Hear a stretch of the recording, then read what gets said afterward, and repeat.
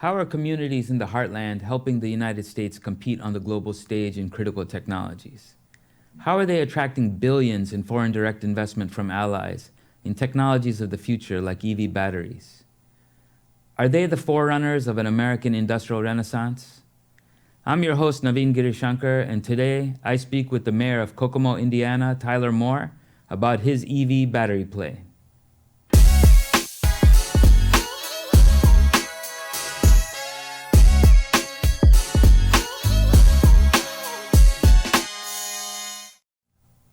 Mayor Moore, delighted to have you, sir.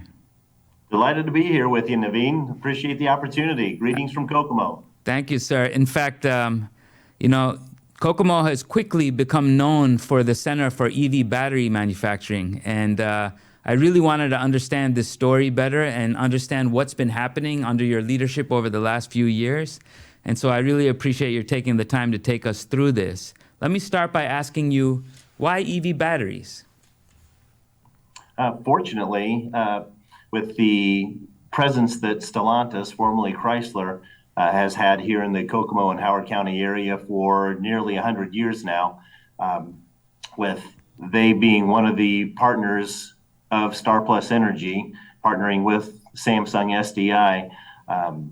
That is the reason why EVs are now part of our community here in Kokomo. And you're competing on the global stage. This is an important global value chain that you're involved in. An important piece of this story, and I'd love you to elaborate a little bit on this, is the significant investment from South Korea and South Korean companies in Kokomo. And give us some numbers here and help us understand the scale and the depth of relationships between the U.S. and Korean companies in Kokomo. Yeah, so a little over 5 years ago, this wasn't even on our radar.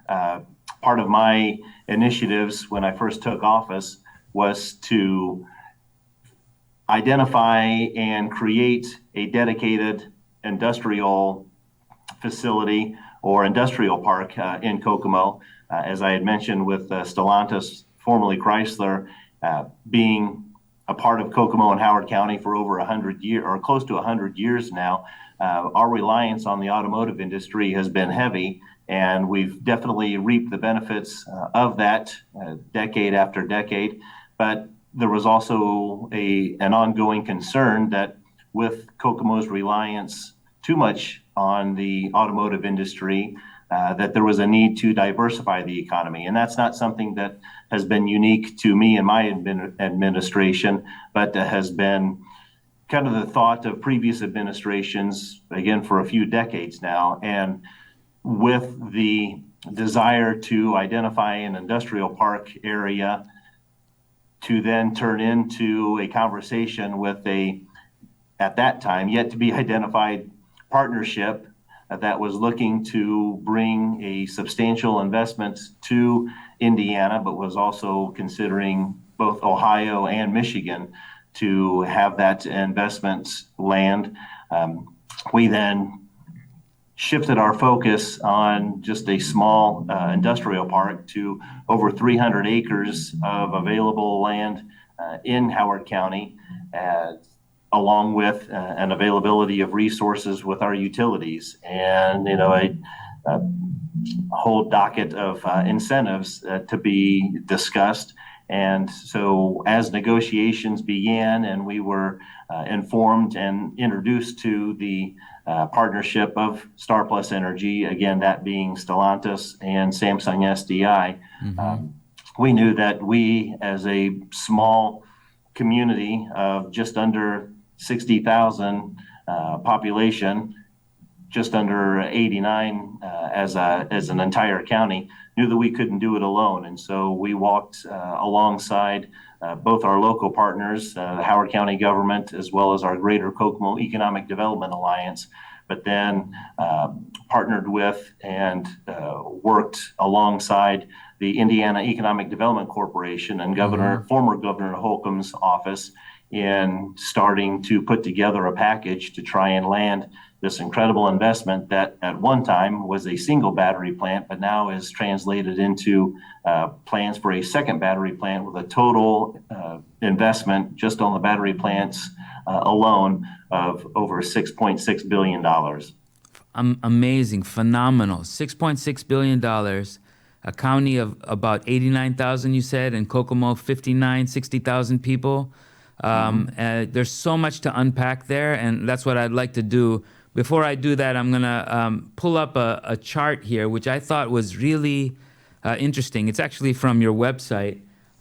So my team's going to bring this up. And if you look at this, it's basically the employment share in different sectors in Kokomo. And the thing that struck me is that manufacturing, 25%, is the load-bearing component of this. Like, it's the center of gravity. And all of these other sectors, whether it's retail or healthcare or other services, I'm assuming, really service that manufacturing base. And so this is the kind of story when you hear, whether it's President Trump or previously President Biden talking about reindustrializing the U.S., like, I think that people have this sort of thing in mind. And it's really phenomenal. And you say there are many components to what you did, state and local government, what you're doing at the local level. I'd like to walk through those to understand what's your secret sauce. So let's start with what you've been doing at the local level in terms of infrastructure and services that you're providing to your investors. Like, what are the pieces that you need to put together to attract them? Right. So with that size of an investment, we knew that with the capacity that they needed, not just on infrastructure, on roads in and around the complex out there, but utilities. I mean, the incredible amount of water and electricity and gas that was needed. Not only were local governments and state governments at the table negotiating, but all three of our major utility providers. And that spoke volumes, I think, to the negotiating team for Star Plus Energy as well, that not only, again, was local government represented, state government represented, Governor Holcomb, former Governor Holcomb himself was at the table every time we met, but then also the top officials of our utilities. And so knowing that they were on board and that they were ready to spring into action and provide the necessary infrastructure utility-wise was a huge factor in landing this investment in Indiana and specifically in Kokomo and Howard County. The speed with which the gas company and water company and electric company, all three have moved in the last year prior to construction or during construction of the first plant was incredible. And again, having all parties not only at the table, but walking in step with the timeline that the Star Plus Energy partners were trying to accomplish, again, was a game changer. Yeah. I mean, it's a really strong reminder. One is that this is the work of many hands, state and local and private sector. I'd like your thoughts on the role of the federal government in supporting your effort, if any. But I also want to emphasize that you're describing really that there are investments that are needed outside of the actual plant, the actual industry, that to make it supportive. So public investments in infrastructure, we'll talk about workforce as well, but it's creating the fertile soil in which, you know, you can plant the seeds of industrial development. Tell us a little bit more of how you've done that. Yeah. Well, and that was not only working with the Star Plus Energy partners themselves, but knowing that they were bringing a network with them. They have suppliers that providing the recycling services that they need through the production process, the materials themselves. I mean, so not only was there the need to secure land and make that available for the battery plant itself, but property surrounding and adjacent to that site for the various suppliers. We've got J1 Industries, we've got Solbrain, we've got Sang A, Sang C, Haywu. I know that probably doesn't mean a whole lot to those, but those that are familiar with these South Korean companies would probably be very familiar with this. And the same setup here was one that was in recent years established in Hungary with this partnership. And so recognizing that, our local team took advantage of that and had conversations with the Star Plus Energy folks to say, okay, what worked in Hungary, what didn't work in Hungary, what were some of the challenges. And then as these suppliers came and as the Korean nationals began to work their way in, not only during construction process, but through manufacturing, we wanted our community to be prepared, knowing that there was going to be a culture barrier, there was going to be a language barrier. We've got a nice flavor of international woven into our community as well, but there had not been this type of strong Korean presence. And so embracing that and taking advantage of that, I think, is what helped succeed, if you want to call it a success, and I will, in the transition that not only the executives and through the construction process, but the hundreds of Korean nationals that are slowly working their way into our community to work and to hopefully live. Yeah, there's so much there. So let's take this step by step. You highlighted here that really you're competing for global investment as a town in Indiana, and you're competing with other locations around the world, and there are lessons to be learned about what they've done. And the Hungary example that you described is really, I think, instructive and potentially instructive to other state and local folks who are trying to do something similar. Like, understand what's the bar around the world. What is it that is going to allow us to exceed that bar to attract investment and keep investment? And then the second thing you said, which I just want to go into, which is the significant investment from Korean companies, but of Koreans also coming to Kokomo, and what seems to be a sort of lively cultural mix that's happening in a small town in the heartland. How have you managed to do that, and what are the issues you've experienced? Well, one of the things that we recognized early on and have continued to embrace and really foster is that the Korean nationals and Korean companies value relationships, and not just professionally, but personally as well. And so a lot of what they do through their manufacturing and construction process and production translates or spills over into the social aspect of it. Right. I joke that we went, when the announcement of the first battery plant was made, looking at maybe establishing one, maybe two Korean restaurants. We now have 6 working on a 7th, and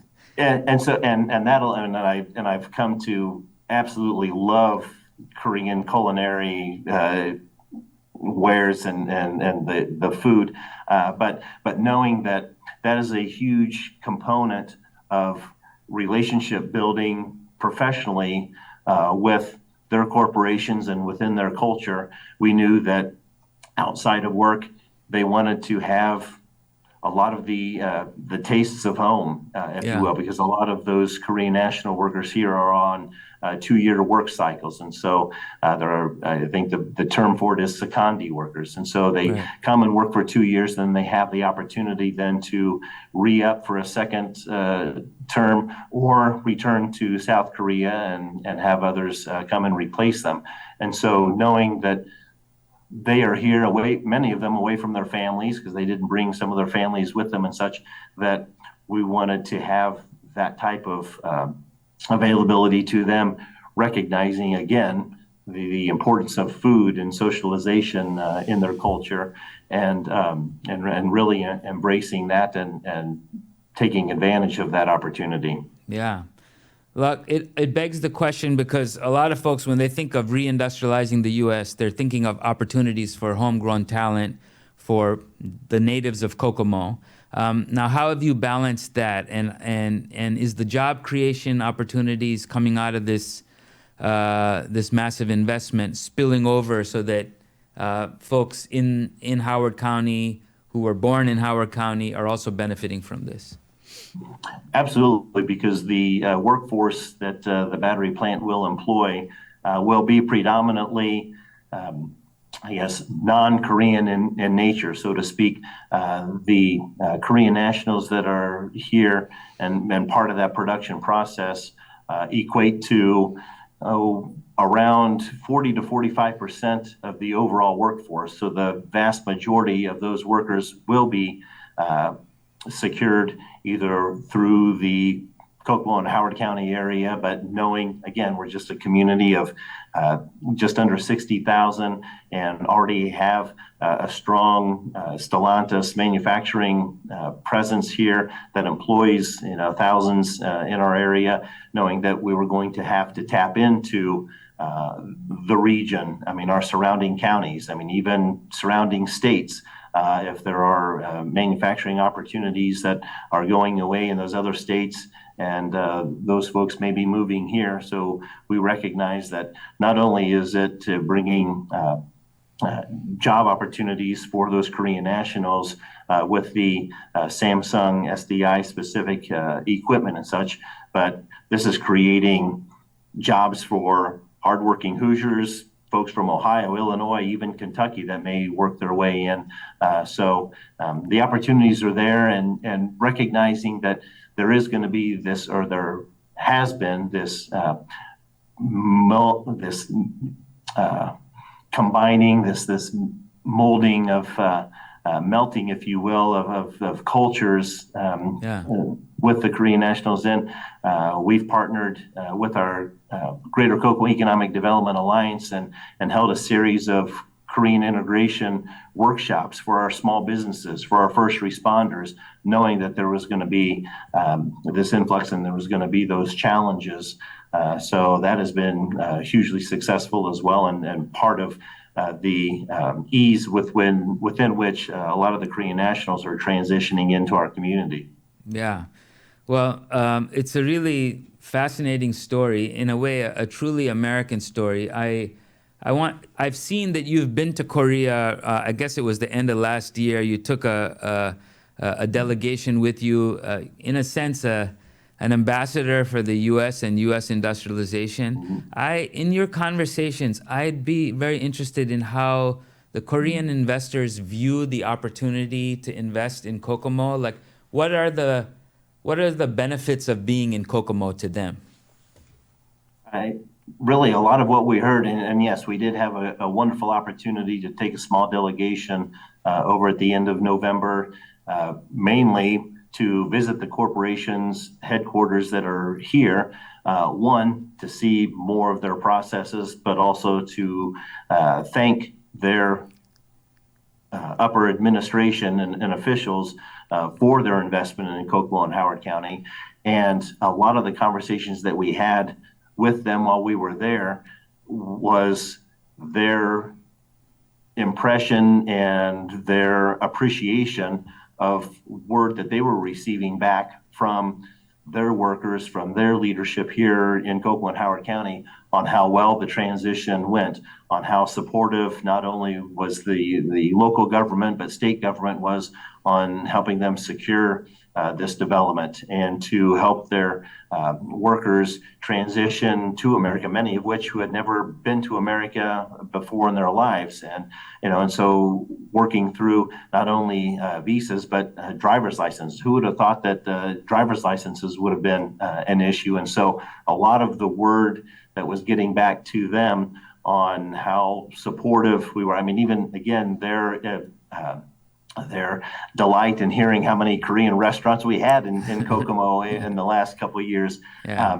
I think the appreciation that they shared also echoed the appreciation that they have for the United States as a whole, that assisted them back in the early 1950s after their Civil War, come out of the ruins, and to help them get to the international and worldwide prestige that they've become. And so it was just an amazing experience, and I hope to plan another trip back soon. That's very, very interesting. And I guess the question I've been having, because I was talking to some of our colleagues who study Korean investment in the U.S., and $1 billion and above investments from South Korea in the U.S. in heartland states, in places like Kokomo, are at an all-time high, and they're in emerging and critical technologies, which is really quite fascinating. And the question that comes to mind for me, and I'm just going to ask you to elaborate a little bit, is America the place to do business because it's easy to do business? The ease of doing business is relatively high. That are our workforce and our workers valued by these investors? Do they see our workers as competitive and hardworking and innovative? Could you elaborate on that? Because that's the kind of thing I believe most investors are looking for when they go to a country. Yeah, I think you hit every single nail on the head with the list that you just gave. I mean, I think a lot of the initiatives and efforts that former Governor Holcomb had done by way of efforts through the Indiana Economic Development Corporation did prepare and create Indiana's business climate to be one of benefit, and the ease with which the available workforce. I mean, you mentioned earlier, what was Kokomo or Howard County's secret sauce in landing this investment. I think a lot of it was the available workforce and the reliance on that, with Stellantis being one of the partners of Star Plus Energy, and again having that long-standing relationship in Howard County with our four existing plants. Even back in the early 2000s, around 2008 and 2009, when we were in a recession, the automotive industry was struggling as they were. I mean, Kokomo and Howard County continued to be one of the strongholds for Stellantis, formerly Fiat and Chrysler and such. Yeah. And so I think that translated back to their partner that because of the reliance on the workforce and the great business climate that Indiana has, and a lot of other areas within the Midwest, and specifically through the state of Indiana, I think is exactly what you said, is what is encouraging and enticing this foreign investment, not just from South Korea, but from other countries here in the heartland. Yeah, and I'm just going to pull up another slide here, which is really interesting because it looks at the impact over the last 7 years or so of household income in Indiana, in Kokomo. And you see that really on average it's been rising. And I think, it's really testament to the work that you've done over the last few years, Mayor. A question is how do we ensure that it sustains? And, when you think about that, I have two questions. One is, assuming the EV revolution continues and the EV transition continues is an important assumption, and that you feed into that. And I wonder whether the shift in policy in the U.S. somehow changes that in your eyes, or is that here to stay? And is that something that you think will either be a basis for you providing EV batteries domestically, or as a source of export revenues for the U.S.? Yeah, I think that a lot of what's happening in D.C. now, with the economic climate and the imposition of tariffs and such, I think I don't know if it's necessarily here to stay. It's something that's, again, being so reliant on the automotive industry that Kokomo and Howard County has experienced through the decades. I mean, the auto industry, we see, ebbs and flows. And now with Kokomo being on the forefront of the EV industry within the automotive industry, I know I mentioned earlier, because of our reliance on automotive and manufacturing, thought, okay, there's probably the need to diversify our economy, but to be able to now diversify within the automotive industry as the automotive industry diversifies itself will, I think, allow Kokomo and Howard County, to remain on the forefront of that and help weather the storms as the economy and the industry ebbs and flows.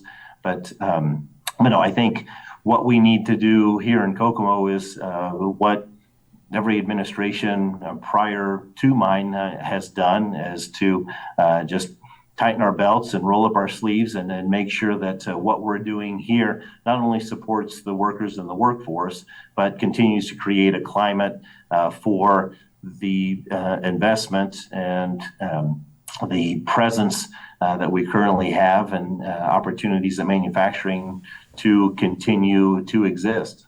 Yeah. That's a great insight, and you kind of touched on something which was something I need to ask you, which is we're in the middle of, I think, a very volatile trade environment. I'm putting it kind of mildly, and there isn't an end in sight as yet. But you're in a global value chain. EV batteries is a global technology value chain with inputs coming from all around the world. Presumably, at some point, you're producing these things, and either it's for the U.S. market or maybe for export. How does the trade agenda and the tariff agenda hit you and hit Kokomo? And how are you managing the risks around that?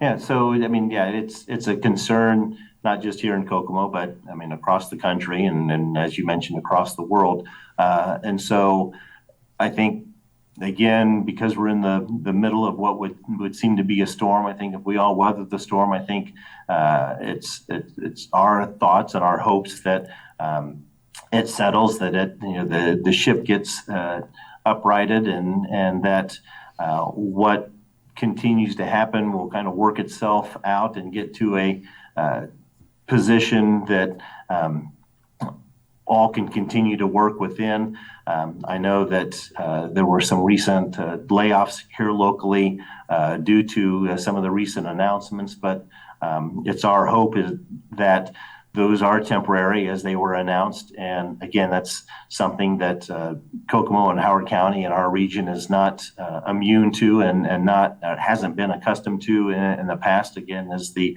automotive industry itself continues to fluctuate from time to time.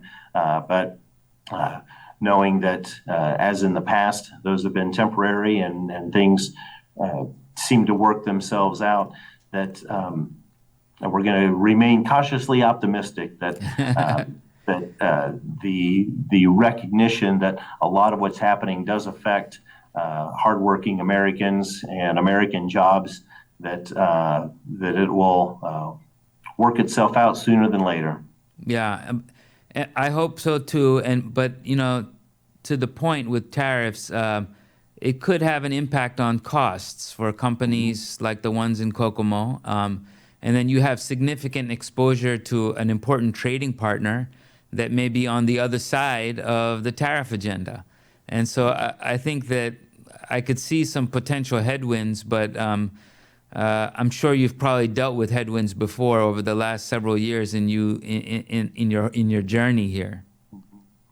Yes, and we as local government or even state government, recognizes the position we're in. I mean, we're kind of caught in the middle, and so continue to have conversation with our South Korean partners and investors on their concerns, and making sure those concerns then are related to our local congressmen and congresswomen, to make sure that that the ties and relationships that I may have or other local officials have with those that are representing us in Washington, hear our plight, hear our concerns, and that those conversations are being had, and continue to kind of be a mediator between the two as everyone kind of weathers the storm. Yeah.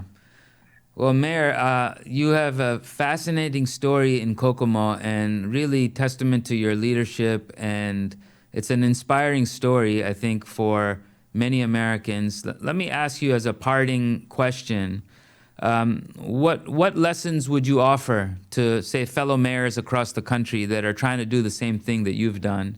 It doesn't have to be in EV batteries, maybe in other technology areas.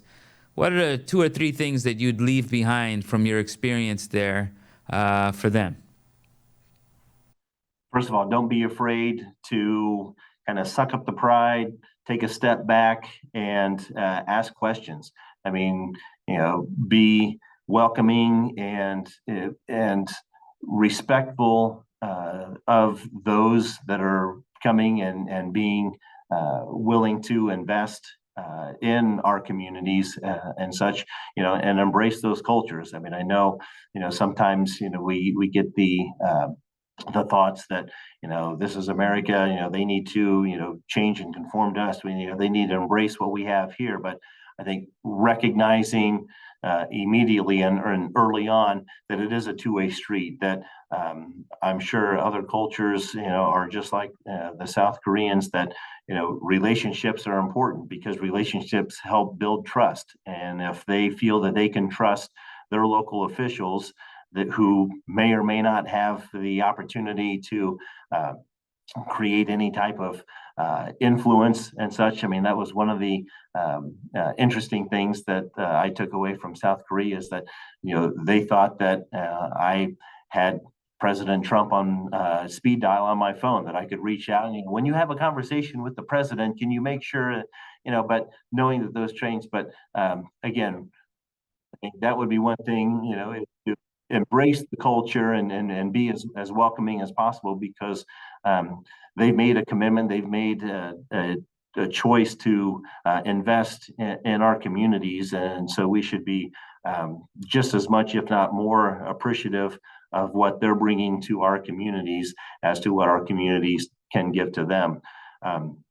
And recognizing that a lot of efforts, not just on landing, but continuing to support these industries and such, takes a team effort. I appreciate your kind words saying that a lot of what Kokomo and Howard County is experiencing is due to my leadership, but I am first to thank those that give me credit for that, but I'm just as quick then to turn and give credit to the team. I have an amazing team on my administration, from our development director to our city attorney to our city engineer. A lot of those that have the communications and a lot more expertise on issues than I do. So the reliance on that is so important, to be able to surround yourself with an amazing team of individuals, both at the local level and at the state level. Because again, there is no way at all that we would have been able to have landed this investment and development ourselves. And so having that relationship with our state legislators, with our governor's office, and with our state economic development corporation was vital. So those are definitely two main aspects that I would definitely want to leave folks with. Well, that's really wise words, Mayor, and I want to just thank you again for taking the time. We're going to watch the Kokomo story unfold, and really best wishes to you and your team, and to all your investors there in Kokomo. Thank you. Thank and you as our Korean friends would say, 감사합니다. Amazing. Thank you for tuning in to this eye-opening conversation with Mayor Tyler Moore. You can find this episode of Betting on America and more on CSIS.org, YouTube, or wherever you get your podcasts. This is Navin Girishankar reminding you that everyone has a role to play in winning the tech race.